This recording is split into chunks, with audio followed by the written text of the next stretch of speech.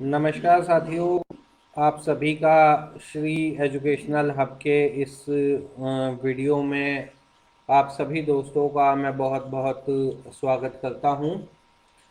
आप सभी का बहुत बहुत स्वागत।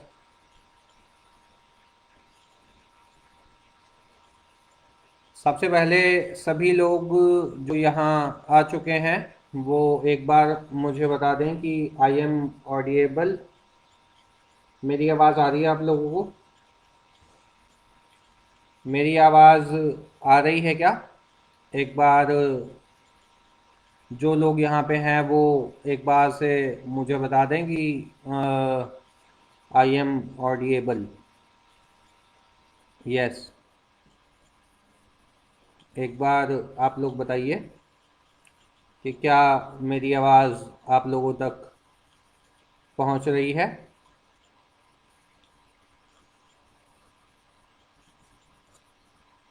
सभी लोगों से मैं आग्रह करता हूँ कि एक बार आप लोग बताएं क्या मेरी आवाज़ आप लोगों तक पहुँचने का काम करती है।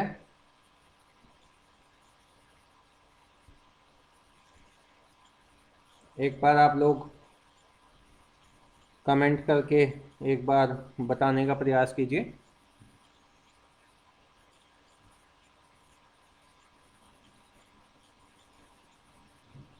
क्या मेरी आवाज़ आप लोगों तक पहुँच रही है दोस्तों? एक बार आप कमेंट करके बताइए। हमारा ये वीडियो हम कुछ ही देर में शुरू करने वाले हैं।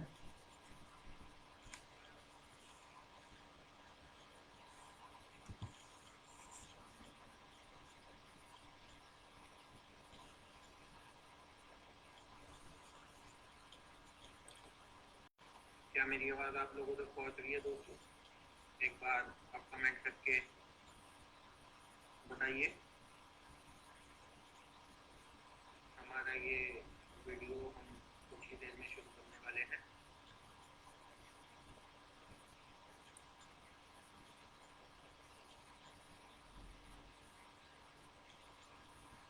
हमारा ये वीडियो अब से कुछ ही देर में शुरू होने वाला है। हमने कई बार आप लोगों को बताया है कि हम शाम 7 बजे फेसबुक के माध्यम से लाइव आया करेंगे और ज़्यादा से ज़्यादा चीज़ों को हम समझने का प्रयास करेंगे। 7 बजने में अभी कुछ समय शेष है।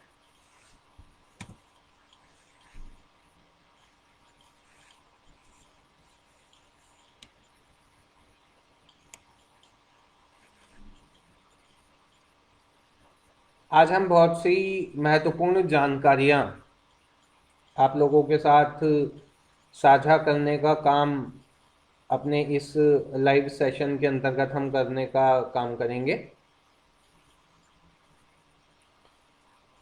आज यहाँ बहुत सी जानकारी जो आपको जाननी ज़रूरी है किसी भी परीक्षा की तैयारी करने से पहले, वो सभी जानकारी आप यहाँ आज जानने का प्रयास आप करेंगे हमारे माध्यम से। आज हम अपनी जो श्री एजुकेशनल हब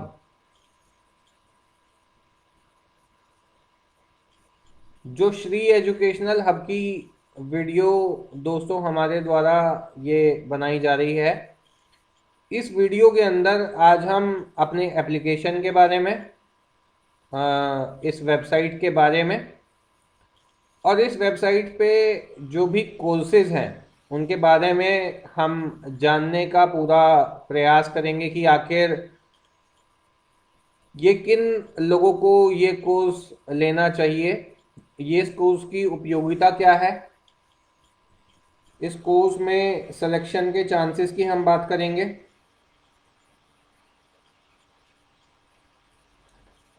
ये सारी चीज़ें विकास तालिब जी हमारे साथ जुड़ चुके हैं, तालिब राजपूत और विकास कुमार हमारे साथ जुड़े हुए हैं।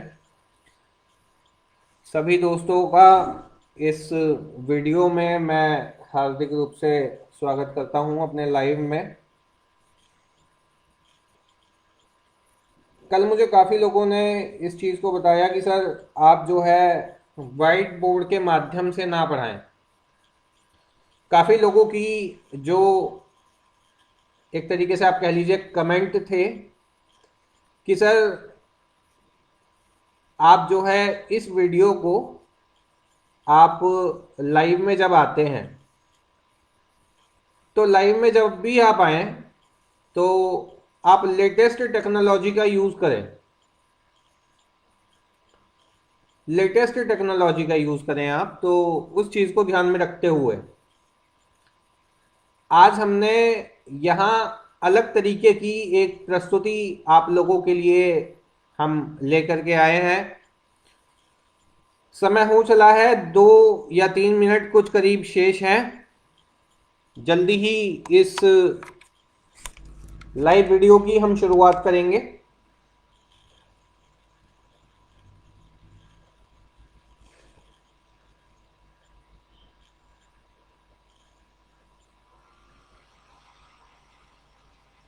दोस्तों ये वीडियो को ज़्यादा से ज़्यादा आप शेयर करें अपने दोस्तों में, ताकि वो लोग भी इस वीडियो का फ़ायदा ले पाएँ। ज़्यादा से ज़्यादा इस वीडियो को आप शेयर करने का काम करें। आने वाले 2 से 3 मिनट के अंदर हम अपनी इस वीडियो को हम शुरुआत करेंगे। आज की जो वीडियो है, आज की जो हमारी ये होने वाली है, जैसा कि आप लोग देख भी रहे हैं कि इसका जो हमने टाइटल जो रखा है वीडियो का, वो क्या टाइटल है आप यहाँ से देख पा रहे होंगे। आज हम बात करेंगे वैदिक काल के बारे में। वैदिक काल का आप टाइटल देख पा रहे होंगे, वैदिक काल प्रश्न उत्तर का संग्रह।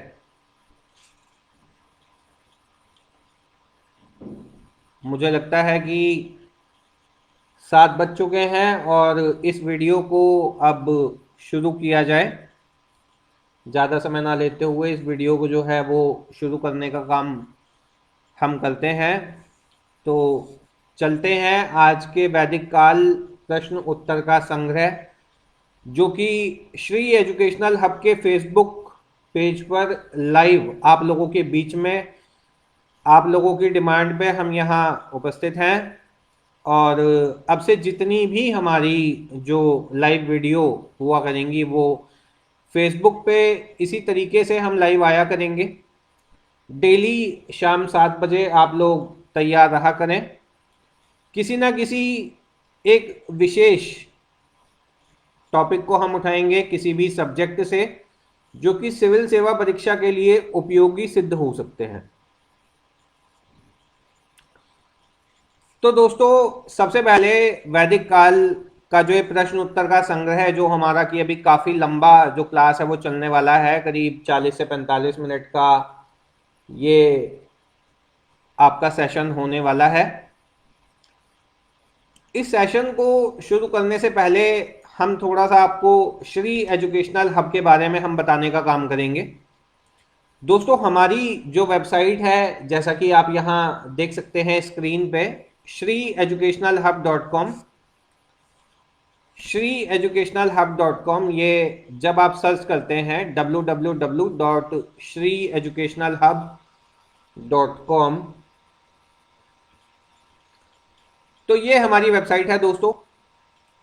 इसमें काफ़ी सारी जो इन्फॉर्मेशन आपको देने का काम हमने किया है। सबसे पहले आप ये चीज़ जानिए कि जो श्री एजुकेशनल हब है वो जितने भी आपके, चाहे वो यूजी कोर्स रहा हो, आपका पीजी कोर्स आपका रहा हो, या आपकी बैंक की तैयारी रही हो, आपका कोई भी कॉम्पिटिटिव एग्ज़ाम का ट्यूटोरियल उसमें रहा हो, सारी चीज़ें उसमें हमने शामिल करने का जो प्रयास है हमारे द्वारा वो लगातार किया गया है। और हमारे जो पेड कोर्सेज का सेक्शन है, हमारे जो पेड कोर्सेज का सेक्शन है, उस पेड कोर्सेज के सेक्शन के अंदर हमने सिविल सर्विसेज के बैच, एसएससी के बैच, बैंक के, रेलवे के, यूजी कोर्स के, पीजी कोर्स के, जो भी इसमें ज़्यादातर बैचेस को शामिल किया गया है। वेबसाइट जो भी है वो लगातार हमारे द्वारा अपडेट उसको किया जाने का कार्य लगातार चल रहा है। मेरी टीम के द्वारा, मेरे द्वारा लगातार हमारी जो वेबसाइट है उस पर लगातार हमारे द्वारा कार्य चल रहा है। यहाँ आप एक चीज़ आप ध्यान से देखिए कि सिविल सर्विसेज ऑनलाइन बैच, ये चीज़ आप यहाँ देख सकते हैं, सिविल सर्विसेज ऑनलाइन बैच 2026, इसका जो मूल्य है वो 1999 है दोस्तों। 1999 इसलिए है ताकि जो गरीब वर्ग का बच्चा है, जो अभाव के चलते या अपनी आर्थिक समस्याओं के चलते, जो पारिवारिक आर्थिक समस्याएं हैं उनके चलते, महत्वपूर्ण संस्थान जो भारत के कुछ जो महंगे और बच्चों को लगता है कि ये महत्वपूर्ण संस्थान है, वहां जाकर के वो ऑफलाइन क्लासेस में तैयारी नहीं कर सकता है। ऐसे सभी बच्चों के सपने जो है वो साकार होने चाहिए। तो उसके लिए हम लेके आए हैं सिविल सर्विसेज ऑनलाइन बैच 2026, जिसमें आपको प्रीलिम्स, मेंस, इंटरव्यू की एक कंप्लीट एक तैयारी कराई जाती है विद आंसर राइटिंग। और ज़्यादातर अकेडमीज में तो मैं यहाँ तक भी कहूँगा कि आंसर राइटिंग के नाम पे वो क्वेश्चंस को समझाते हैं और आपको एक क्वेश्चन प्रैक्टिस के लिए देते हैं। अब यहाँ आप क्या कर सकते हैं, उन क्वेश्चन के आंसर भी आप हमें भेज सकते हैं, हम उस पर आपको रिव्यू देंगे।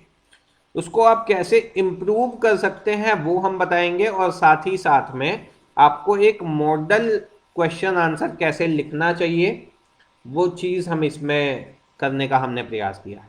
इसी के साथ जो एसएससी सीपीओ हमारे जितने भी ज़्यादातर बैच हैं उनकी जो ऑनलाइन बैच की फीस है हमने बहुत ही कम रखी है दोस्तों। एसएससी सीपीओ की हम बात करें, एसएससी मल्टीटास्किंग की हम बात करें, या तो फिर आईबीपीएस पीओ की हम बात कर लें, या एसएससी 10+2 की हम बात करें।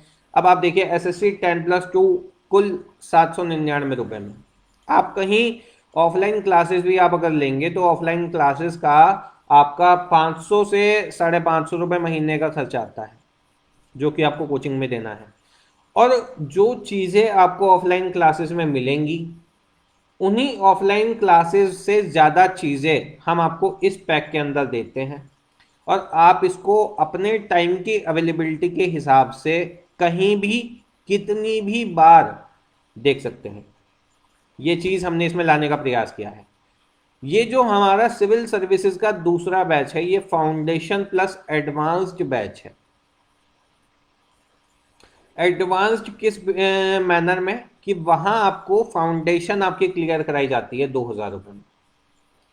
2000 रुपये में आपकी फाउंडेशन, जो बिल्कुल बिगनर हैं, जिनको नहीं पता सिविल सर्विसेज क्या है, एनसीईआरटी क्या है, हम कैसे पढ़ें, हमारे ऑप्शनल का चयन कैसा होना चाहिए, वो लोग उस बैच के लिए एनरोल करें 1999 रुपये वाले में, 1999 वाले में वो लोग एनरोल करें। लेकिन जो लोग, मेरा कहना है कि करीब 1 या 2 अटेम्प्ट दे चुके हैं, पेपर की नेचर को जानते हैं, उनके लिए ये 4999 वाला बैच बहुत ही बेटर बैच रहेगा, क्योंकि यहाँ आपको जो तैयारी कराई जाती है थोड़ा एडवांस लेवल से आपको तैयारी कराई जाती है। यहाँ आपको एनसीईआरटी के बेसिक्स नहीं समझाए जाएंगे, एनसीईआरटी आपको पढ़ाई जाएगी लेकिन ज़्यादा डीप में बिल्कुल बेसिक से शुरुआत नहीं की जाएगी। अगर आप बेसिक से बिल्कुल शुरुआत करना चाहते हैं तो आप हमारा ये जो 1999 वाला जो बैच है उसमें आप शामिल होइए। अगर आपको ये है कि सर मेरे बेसिक्स जो हैं वो क्लियर हैं और मैं फाउंडेशन प्लस एडवांस्ड बैच में जाना चाहता हूँ, कंसेप्ट को और गहराई में समझ के और बढ़िया आंसर राइटिंग करके और मुझे सिलेक्शन लेना है, तो आपके लिए 4999 वाला बैच जो है वो मोस्ट इम्पॉर्टेंट है। हमारे यहाँ एसएससी सीजीएल एडवांस बैच की मैं बात करूँ, एसबीआई क्लर्क की मैं बात करूँ, बायोलॉजी स्पेशल की बात करूँ, बायोलॉजी स्पेशल बैच है मेरे यहाँ। बायोलॉजी स्पेशल बैच के अंदर आपको सारी चीज़ें समझाई गई हैं। आईबीपीएस क्लर्क की हम बात करें या तो फिर SBI PO की हम बात करें, SBI PO में प्रीलिम्स मेंस डिस्क्रिप्टिव सब कुछ कंप्लीट करके आपको 799 रुपये में परोसने का काम हमने किया है। मात्र 799 रुपये के अंदर आप SBI PO का बैच हमसे खरीद सकते हैं। सिंपल हमारे यहाँ क्या है, आप व्यू डिटेल्स में जाइए, यहाँ बाय नाउ का ऑप्शन आपको दिया गया है। बाय नाउ के ऑप्शन पे क्लिक करके आप कोई भी पेमेंट कर सकते हैं, अपने UPI से कर सकते हैं, डेबिट कार्ड होगा, क्रेडिट कार्ड होगा, आपका पेमेंट हो जाएगा, बैच आपके अकाउंट में पहुंच जाएगा। हमारे यहाँ स्टेट PCS के फाउंडेशन बैच है दोस्तों, जुडिशरी की तैयारी हम कराते हैं। जो बच्चे LLB वाले मेरे साथ जुड़ रहे हैं इस वीडियो में, LLM वाले इस वीडियो को देखेंगे या बाद में कुछ लोग बाद में देखेंगे, तो उन लोगों को बताना चाहूँगा कि हमारे यहाँ क्लैट के बैच HJS, PCSJ और PCSJ भी कौन सा, राजस्थान वाले, मध्य प्रदेश वाले, ठीक है, और आपका उत्तराखंड वाले, उत्तर प्रदेश वाले, वो सभी बच्चे हमारे यहाँ आकर बहुत ही कम कॉस्टिंग के अंदर अपने बेसिक्स प्लस एडवांस्ड बुक जो हैं उनके कंसेप्चुलाइजेशन पे काम होगा हमारे जितने भी बैच हैं। जैसे मान लो कि आज हम वैदिक एज पढ़ेंगे, तो वैदिक एज का एक हल्का सा डेमो हम इस वीडियो में देखने का प्रयास करेंगे। क्या हमारा पढ़ाने का मेथड है, कैसे हमें पढ़ाना है, कैसे हमें पढ़ना है, ठीक है, वो चीज़ें हम देखने का प्रयास करेंगे। हमारे जितने भी बैच आपको यहाँ स्क्रीन पर दिख रहे हैं, चाहे वो एडवांस मैथ के हों, BSc नर्सिंग का रहा हो, IIT JEE का हो, JEE मेंस एडवांस हो, नीट का हो, एंशियंट हिस्ट्री का हो, कॉमर्स की क्लास हो, कॉमर्स की क्लास में अगर हम बात करें, चाहे फाइनल अकाउंट की हम बात करें, डेप्रिसिएशन की हम बात करें, ट्रायल बैलेंस की हम बात करें, तो वो सभी चीज़ें आपको एक ही डेस्टिनेशन shreeeducationalhub.com के ऊपर सारे पैकेज आपके उपलब्ध हैं। सारे पैकेज उपलब्ध हैं दोस्तों, UG PG के सारे कोर्स हमारे पास अवेलेबल हैं। और आने वाले समय में आप हमारी वेबसाइट पे आने वाले 15 से 20 दिन के अंदर आपको अकेडमिक बोर्ड्स हमारे यहाँ देखने के लिए मिलेंगे। CBSE के, ICSE के, क्लास 7th का, 8th का, 9th का, 10th का, 11th का, 12th का, और साथ में स्टेट बोर्ड उत्तर प्रदेश, वो आपको देखने के लिए बहुत बड़ी मात्रा में आपको देखने के लिए मिलेगा। इसी के साथ मैं आपको एक चीज बता दूं कि बहुत से बच्चे सोचते हैं कि सर आपका तो वेबसाइट है, हमारे पास घर पे सिस्टम नहीं है। बहुत से ज्यादातर बच्चे आप एक तरफ तो बात करते हैं सर 1999 के बैच की, 4999 के बैच की, 799 के बैच की, लेकिन सर हमारा बच्चा जब फीस ही नहीं दे सकता तो हमारा बच्चा फिर वेबसाइट के लिए लैपटॉप कहां से परचेज करेगा। बिल्कुल सही बात है। उन लोगों के लिए मेरा अकेडमी जो श्री एजुकेशनल हब है, उसने गूगल प्ले स्टोर के माध्यम से यहां हम आपके लिए एप्लीकेशन अपनी लेकर के आए हैं, श्री एजुकेशनल हब। जब आप ये सर्च करते हैं गूगल प्ले स्टोर पे जाके, तो आपको मां सरस्वती के लोगो लगा हुआ ये श्री एजुकेशनल हब देखने के लिए मिल जाएगा मेरे प्यारे। अगर आपको वहां से भी लिंक ना मिले तो आप मेरी वेबसाइट के लास्ट में यहां पे जाके और यहां से डाउनलोड कर सकते हैं एप्लीकेशन को मेरे दोस्तों। Get it on Google play, यहां से आप क्लिक करके और आप सीधा प्ले स्टोर पे पहुंच जाओगे।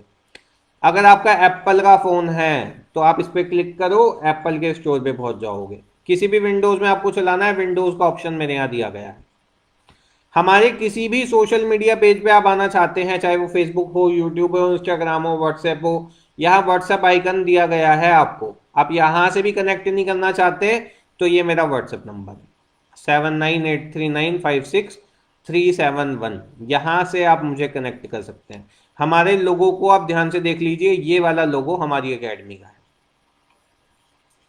इसी के साथ हमारी जो एकेडमी है वो फ्री कोर्सेज भी देने का काम करती है। फ्री कोर्सेज में SSC CGL एडवांस्ड बैच है, कंटेंट आप नहीं देख पाएंगे अभी। व्यू डिटेल्स की अगर हम बात करें फ्री कोर्सेज के अंदर, तो यहाँ आपको पूरा एक ओवरऑल एक सिलेबस दिया गया है और आपको समझाया गया है कि किस तरीके से आपको चीज़ें कैसे करनी है। सिलेबस क्या है सर, कितने क्वेश्चंस आएंगे, कितने नंबर के आएंगे, फिर उस सब्जेक्ट कौन कौन से सब्जेक्ट हैं, उन सब्जेक्ट्स का सिलेबस क्या है, आप मेरी वेबसाइट पे आके ये चीज़ें देख सकते हैं।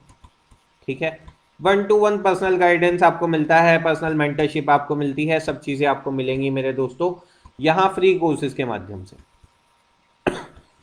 इसी के साथ यहाँ मैं आपको एक चीज़ और बताऊं कि फ्री कोर्सेज के साथ मैं लेके आया हूं आप लोगों के लिए टेस्ट सीरीज। मेरे यहाँ टेस्ट सीरीज के पैकेज हैं। आप जब लोग पढ़ते हैं तो पढ़ने के बाद आपको समस्या ये आती है कि सर हमने कितना सीखा। हमारे यहाँ आपको वीकली टेस्ट मिलते हैं, मंथली टेस्ट मिलते हैं, फिर कंप्लीट आपको एक पैकेज का टेस्ट मिलता है। इस तरीके से हमने 3 सेगमेंट में अपनी टेस्ट सीरीज को बांटने का काम किया है। जब आप टेस्ट देते हैं तो जिस तरह से आपका ऑनलाइन टेस्ट होगा बैंक के अंदर, बैंक एग्जाम के अंदर, एसएससी एग्जाम के अंदर, उसी तरीके से हमारा भी मॉड्यूल तैयार किया गया है। ये चीज़ ध्यान रखिए। इसके बाद आप आ सकते हैं हमारे यहाँ सेक्शन में प्रीवियस ईयर्स पेपर्स जो है, यहाँ आपको फ्री टेस्ट सीरीज आपको मिलती है।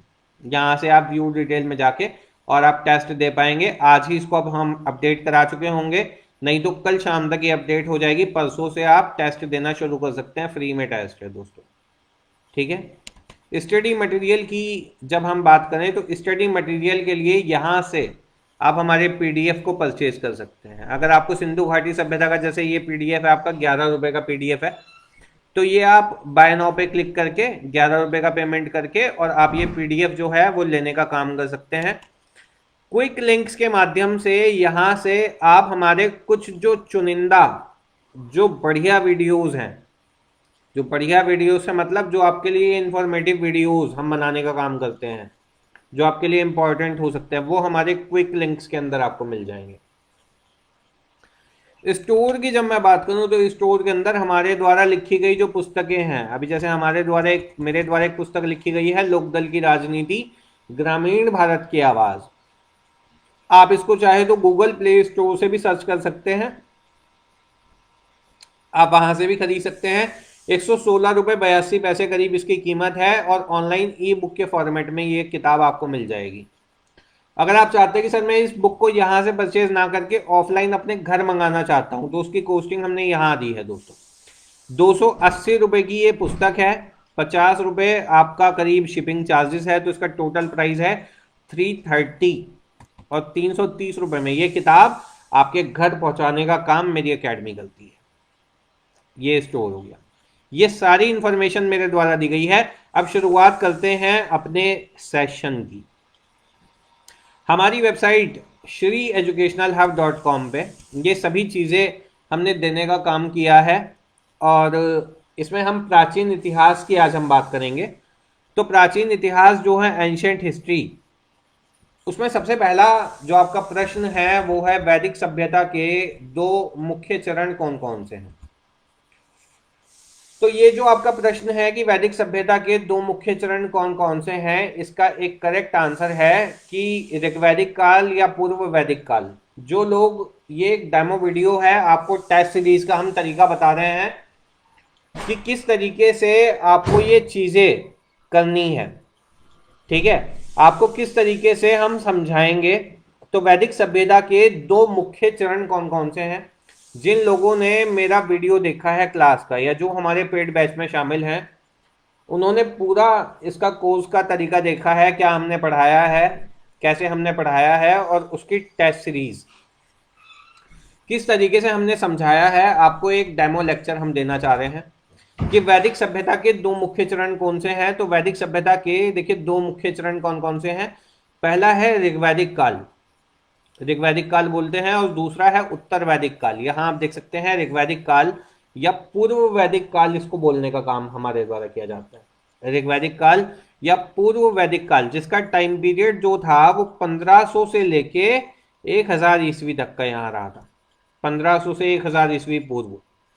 और इसका मुख्य स्रोत क्या है, स्रोत का मतलब मुख्य सोर्स, उसका मेन सोर्स क्या है, कैसे जानते हैं हम इस काल के बारे में। हम ऋग्वैदिक काल था ये कैसे जानने का काम करते हैं, तो इसका मुख्य स्रोत क्या है, ऋग्वेद। अच्छा एक बात बताओ, आज आप 2025 में हो, मेरी वीडियो के ऊपर, लाइव वीडियो के ऊपर अगर सबसे ज्यादा कोई आदमी सबसे ज्यादा एजेड भी रहा होगा तो मैक्सिमम 100 साल का रहा होगा, उससे पुराना तो कोई आदमी आपको ढूंढने से मिलेगा नहीं, ठीक है। अपवाद हर जगह है, कोई कहते जी मेरे यहाँ परिवार में 105 साल का, 110 साल का है, चलो उसकी बात मान ली हमने, लेकिन अगर आपको ये करना पड़े कि आपको 150 साल पहले का इतिहास जानना है, ये 150 साल पहले का छोड़ो, आपको अपनी 3 पीढ़ियों के पहले का इतिहास जानना है कि हमारे परिवार में जो 3 पीढ़ियां हैं उनसे पहले का इतिहास क्या रहा होगा, तो आप क्या करोगे? इतना पुराना आदमी तो आपको मिलेगा नहीं, अब ढूंढने से भी नहीं मिलेगा आपको इतना पुराना आदमी। कैसे पता करोगे मेरे भाई? तो आप क्या करोगे, उस समय जो व्यक्ति जीवित है या तो उसे पकड़ोगे, जो कि पॉसिबल नहीं है, संभव ही नहीं है ये चीज। तो आप क्या करोगे, उस समय की जो किताबें लिखी हुई हैं या तो उस पर आप यकीन करोगे, उन चीजों को पढ़ोगे, या उस समय के जो खुदाई में बर्तन निकले होंगे उनकी आप अध्ययन करोगे, उनके बारे में, या उस समय के बारे में जो भी सोर्स जो बताएगा आप उसे पढ़ के और उस पर यकीन करने का काम करोगे कि नहीं मुझे बताओ। तो ये जो वैदिक सभ्यता का जो 2 मुख्य चरण हैं उसमें पहला जो है ऋग्वैदिक काल है। तो ये जो ऋग्वैदिक काल है इसी को कहा है पूर्व वैदिक काल, और इसका जो टाइम पीरियड था वो 1500 ईसा पूर्व। अब 1500 ईसा पूर्व का मतलब क्या हुआ कि ईसा मसीह के जन्म से 1500 साल पहले, ईसा मसीह के जन्म से 1500 साल पहले की मैं बात कर रहा हूं। तो उस समय क्या था, ऋग्वैदिक काल था मेरे दोस्तों। और करीब 1000 साल पहले तक ये क्या चलता रहा, ऋग्वैदिक काल ही चलता रहा। ईसा मसीह के जन्म से 1000 साल पहले तक ये ऋग्वैदिक काल ही चलता रहा। और इसका मुख्य स्रोत क्या है, तो इसका मुख्य स्रोत है ऋग्वेद। अगर हम बात करें इसके बाद वाले चरण की, तो बाद वाला इसका जो दूसरा चरण है वो है उत्तर वैदिक काल, जो कि 1000 ईसा पूर्व मतलब कि ईसा मसीह के जन्म से 1000 साल पहले से शुरू होके और ईसा मसीह के जन्म से 600 साल पहले तक ही चला था। और उत्तर वैदिक काल के बारे में देखो, ऋग्वैदिक काल के बारे में हमें जानकारी कौन से वेद से मिलती है, ऋग्वेद से। और उत्तर वैदिक काल के बारे में हमें जानकारी मिलती है जो अन्य हमारे 3 वेद हैं। कौन कौन से हैं, तो सामवेद, यजुर्वेद और अथर्ववेद, ये आप जान लो। तो हमारे कुल मिला के आपको ये पता होना चाहिए हमारे की 4 वेद हैं। पहला ऋग्वेद, दूसरा सामवेद, तीसरा यजुर्वेद और चौथा जो है वो अथर्ववेद है। अब यहाँ उत्तर वैदिक काल में आपको क्या बताया कि ऋग्वैदिक काल में तो ऋग्वेद मुख्य स्रोत था। ऋग्वैदिक काल के बारे में हमें कैसे पता चला, तो आपने कहा जी ऋग्वेद पढ़ के हमें पता चल गया। उत्तर वैदिक काल के बारे में हमें कैसे पता चला, तो उत्तर वैदिक काल के बारे में हमने 3 वेद पढ़े, सामवेद, यजुर्वेद, अथर्ववेद। ब्राह्मण ग्रंथ हमने पढ़े, आरण्यक हमने पढ़े और उपनिषद हमने पढ़ने का काम किया, तब जाकर के हमें ऋग्वैदिक काल और उत्तर वैदिक काल के बारे में संपूर्ण जानकारियां मिलती हैं। ये आप जान लो। व्याख्या अगर हम इसकी करें तो समय के साथ वैदिक लोगों के भौगोलिक विस्तार, सामाजिक संरचना, आर्थिक जीवन और धार्मिक मान्यताओं में परिवर्तन आने लगा, बदलाव आने लगा। इसलिए इसे 2 चरणों में बांट दिया। यानी कि समाज में क्या हुआ, समाज में कठिनता आने लगी। और देखो जब जब समाज में कठिनाई आने लगेगी, हमेशा प्राचीन इतिहास में ये बात याद रखना हमेशा, जब इतिहास कब परिवर्तित होगा, जब समाज में कठिनाई आने का काम होगा। जब जब समाज में कठिनाई आने लगेगी तो स्थिति ऐसी ही हो जाएगी, समझ लो। और जब जब समाज में कठिनाई आएगी तो लोग क्या करने लगेंगे, अपना धर्म बदलने लगेंगे। ये चीज आज भी है, ठीक है। जब समाज में या व्यक्ति को जो है अपने धर्म से कठिनाई होने लगती है, जब उसके सामने कठिनाई आके खड़ी हो जाएगी तो हमेशा वो अपना धर्म बदलने का काम करेगा मेरे दोस्तों। ये चीज आप देख लो। तो समय, जैसे समय बीतता गया ऋग्वैदिक काल का और उत्तर वैदिक काल की तरफ हम आते गए, हम अग्रसर होते गए, वैसे वैसे वैदिक लोगों का भौगोलिक विस्तार भी परिवर्तित हुआ, उनकी सामाजिक संरचना भी परिवर्तित हुई, उनका आर्थिक जीवन भी परिवर्तित हुआ और धार्मिक मान्यताओं में भी बदलाव आने लगे। इसलिए इसे 2 चरणों में बांटना पड़ा हमें।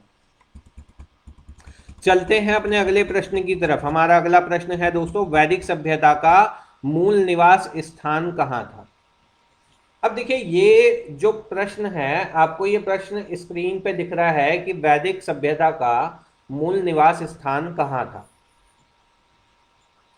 लेकिन इस पे कई सारी किताब हैं कि वैदिक सभ्यता का जो मूल निवास स्थान था उसके बारे में कई सारे मतभेद हैं। अगर आप यूपीएससी की दृष्टि से देखें, कोई कहेगा जी यार ये मध्य एशिया से आए थे, इसके बारे में मतलब कि मतभेद लगातार बनते ही रहे। तो ज्यादातर यहाँ पे हमने उस चीज को शामिल करने का प्रयास किया है जिसको कि आयोग भी गलत ना कहे। ठीक है, अपने वीडियो के अंदर मेरा जितना भी जो मटेरियल है वो एग्जाम ओरिएंटेड है। सबसे पहली चीज तो ये जान लो, एग्जाम ओरिएंटेड मटेरियल मेरे द्वारा पढ़ाया जाता है। और मैं कई बार अपने वीडियो में बता चुका हूँ, कई बार अपनी रील्स में भी बता चुका हूँ कि हमारे द्वारा कंसेप्चुअलाइजेशन पे काम कराया जाता है मेरे दोस्तों। कंसेप्चुअलाइजेशन पे काम करने का काम करती है मेरी एकेडमी श्री एजुकेशनल हब, जो कि एक ऑनलाइन प्लेटफॉर्म है, India's largest leading online platform है। यहाँ आप कंसेप्चुअलाइजेशन पे हम काम करते हैं। यहाँ पे आप अपने कंसेप्ट क्लियर कर सकते हो हमारे ऑनलाइन बैच के अंदर। इसी के साथ हम बात करते हैं कि वैदिक सभ्यता का जो मूल निवास स्थान क्या था। तो वैदिक जो आर्य थे उनका मूल निवास स्थान, अब मूल निवास स्थान का मतलब क्या है? जब आप कोई फॉर्म भरते हो तो सबसे पहले आपसे क्या कहेगा वहां कि भाई मूल निवास प्रमाण पत्र लगेगा। क्या कहेगा? मूल निवास प्रमाण पत्र, यानी कि आपका जो मूल निवास है वो क्या है। वही चीज यहां आपसे पूछ रहा है कि वैदिक सभ्यता जो थी उसका मूल निवास स्थान कहाँ था, कहाँ की थी वो।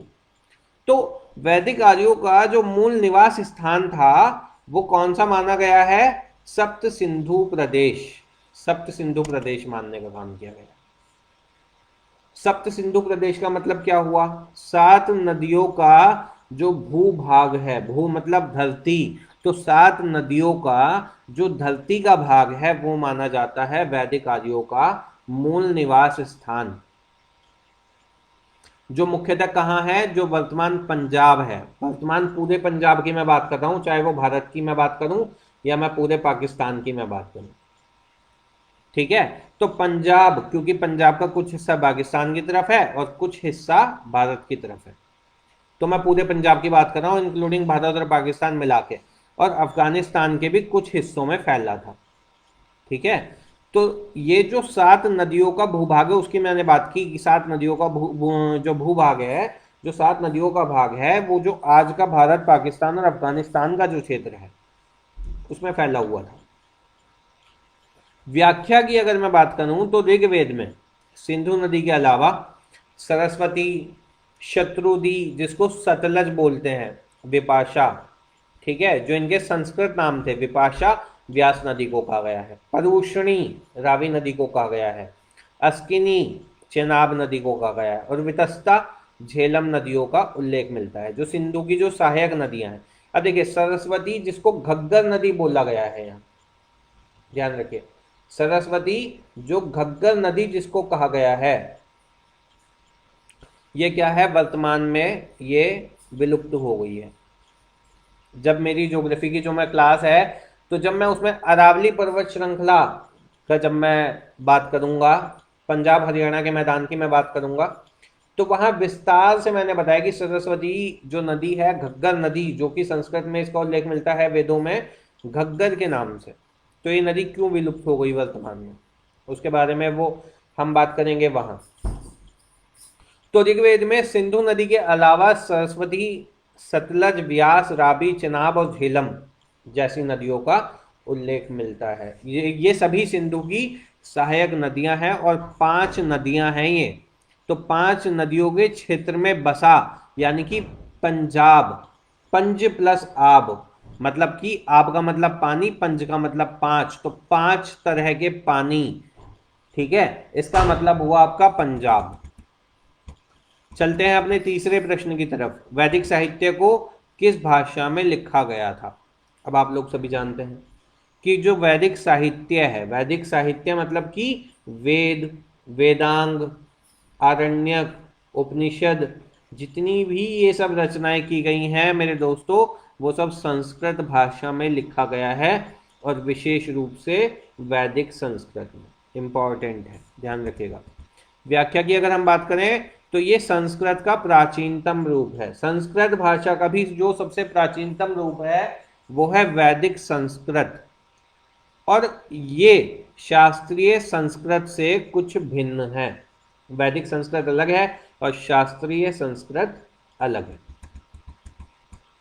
चलते हैं अपने चौथे प्रश्न की तरफ। तो इसमें वैदिक सभ्यता के अध्ययन मतलब उसको पढ़ने का सबसे प्रमुख स्रोत क्या है, यानी कि वैदिक सभ्यता का जब आप अध्ययन करना चाहते हैं उस समय का सबसे प्रमुख स्रोत वो है वैदिक साहित्य, विशेषकर कि 4 वेद और उनसे जुड़े हुए ग्रंथों में क्या आ गया, आपका ब्राह्मण आ गया, आरण्यक आ गया, उपनिषद आपका इसमें शामिल है।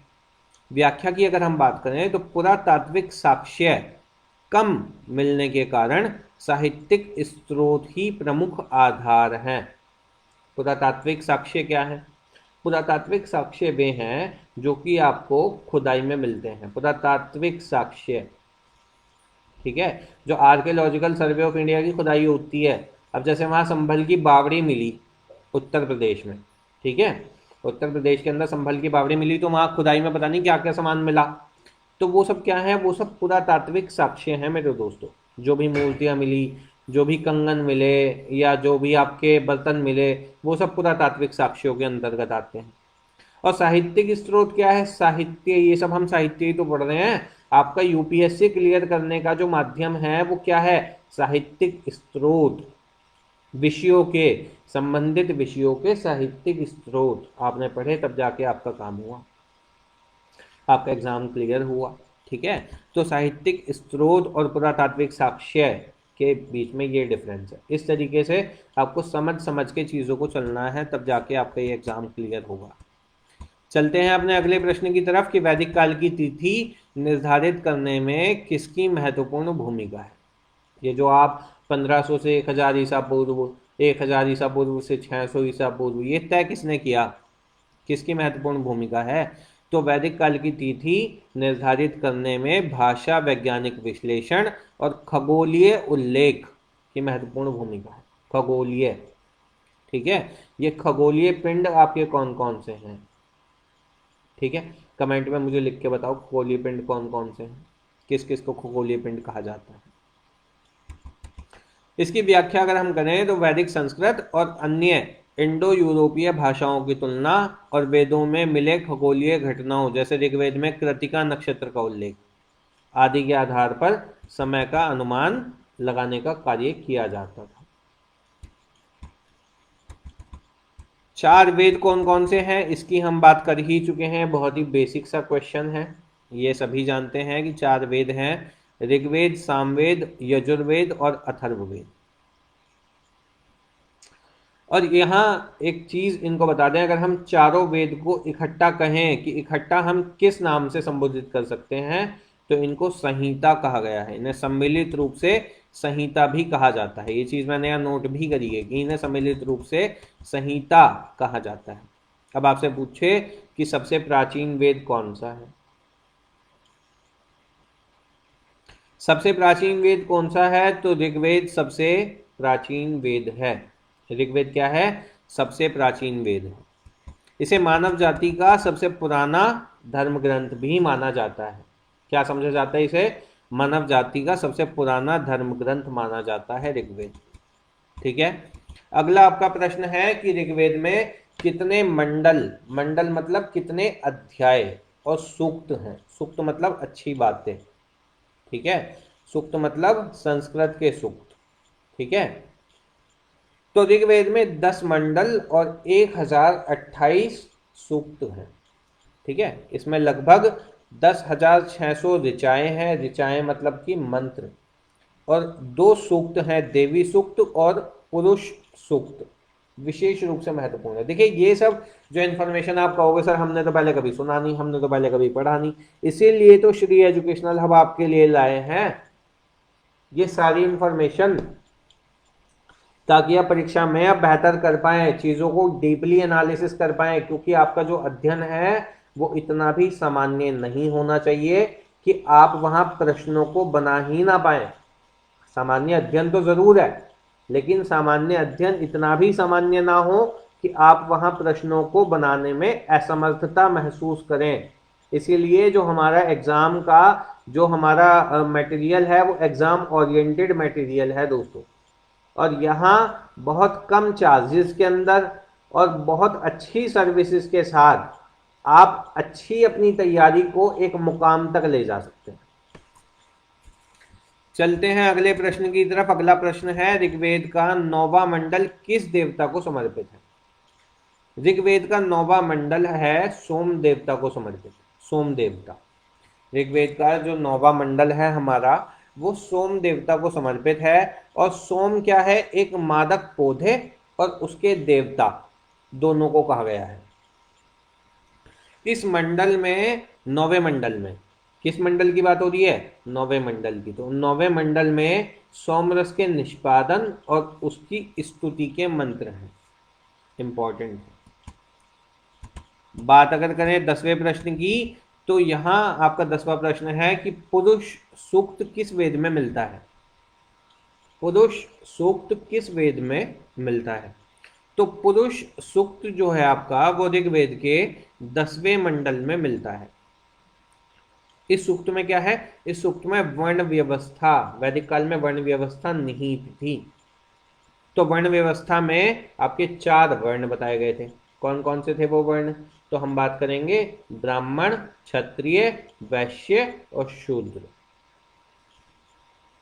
तो ये जो पुरुष सूक्त है इसके अंदर वर्ण व्यवस्था की उत्पत्ति का सिद्धांत दिया गया है पुरुष सूक्त के अंदर। और पुरुष सूक्त कहां पे मिलता है? वो ऋग्वेद के 10वें मंडल में मिलता है दोस्तों।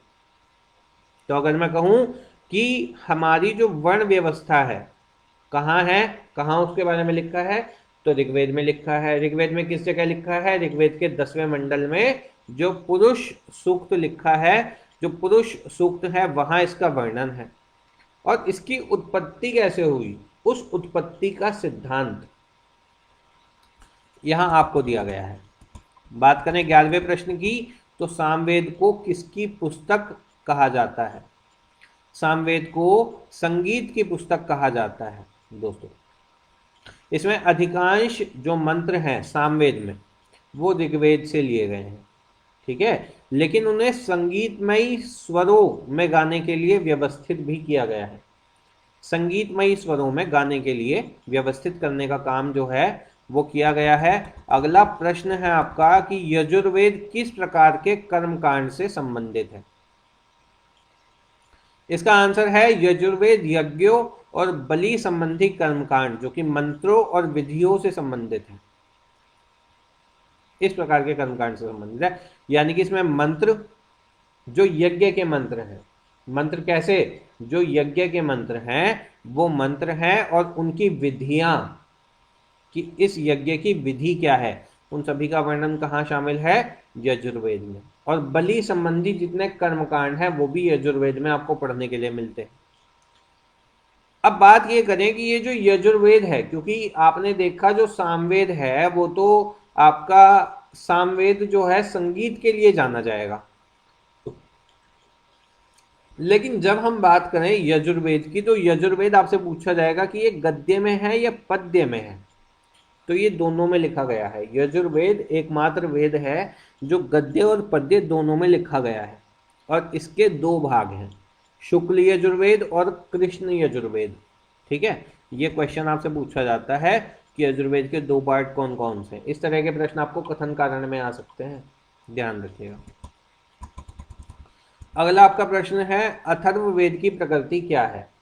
जो मेरे भाई मेरे साथ यहाँ वीडियो में मौजूद हैं या हमारी लाइव वीडियो देख रहे हैं उनके लिए मैं ये भी कहना चाहूँगा कि ये जो मैं सेशन आपका जो आपको कराने का प्रयास कर रहा हूँ ये मात्र सिविल सेवा परीक्षा की दृष्टि से ही उपयोगी ना हो कि ये एसएससी स्तर की जो परीक्षाएं हैं उनके लिए भी बेहद महत्वपूर्ण साबित होने वाला है।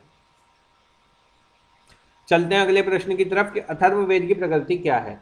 तो अथर्ववेद जो है वो जादू टोना, तंत्र मंत्र, आयुर्वेद, रोग निवारण और दैनिक जीवन की समस्याओं से संबंधित मंत्रों का संग्रह है। ये जो वेद है ये लोक जीवन और अंधविश्वासों के अध्ययन पे एक महत्वपूर्ण स्रोत है। आज हम इस वीडियो के अंदर 15 क्वेश्चन करने का काम करेंगे। हमारा 14वां प्रश्न है, किस वेद में स्त्रियों की शिक्षा का उल्लेख मिलता है? तो ऋग्वेद में स्त्रियों की शिक्षा का उल्लेख मिलता है। घोषा, अपाला, लोपामुद्रा, विश्ववारा जैसी जो विदुषी महिलाएं हैं उनका उल्लेख ऋग्वेद के अंदर मिलता है, जिन्होंने ऋचाओं की रचना की। व्याख्या की अगर हम बात करें तो इससे पता चलता है कि ऋग्वैदिक काल में महिलाओं की स्थिति कैसी थी, सम्मानजनक स्थिति थी और उन्हें शिक्षा ग्रहण करने का अधिकार था। शिक्षा ग्रहण करने का अधिकार था उनको। अगला जो आपका प्रश्न है वो है, गायत्री मंत्र किस वेद से लिया गया है? तो गायत्री मंत्र जो है वो ऋग्वेद से लिया गया है और इस मंत्र की रचना ऋषि विश्वामित्र ने की थी। और ये जो गायत्री मंत्र है ये सूर्य देवता को समर्पित है। गायत्री मंत्र सवित सूर्य देवता सवित को समर्पित है। तो दोस्तों यहां आज हमने इस वीडियो के अंदर जो करीब 45 से 46 मिनट की करीब हो चली है, इस वीडियो के अंदर हमने ये जानने का प्रयास किया कि किस तरह से हमारा पढ़ाने का मेथड है और कैसे आप हमारे यहाँ करके हमारी वेबसाइट पे www.shrieeducationalhub.com पर आकर के कैसे पेड कोर्सेज के सेक्शन में जाके आप हमारे कोर्सेज जो हैं वो परचेज कर पाएंगे। इसी के साथ अब समय हुआ है आपसे अलविदा लेने का। कल फिर मुलाकात होगी फेसबुक लाइव में एक नए टॉपिक के साथ। तब तक के लिए धन्यवाद, शुभकामनाएं।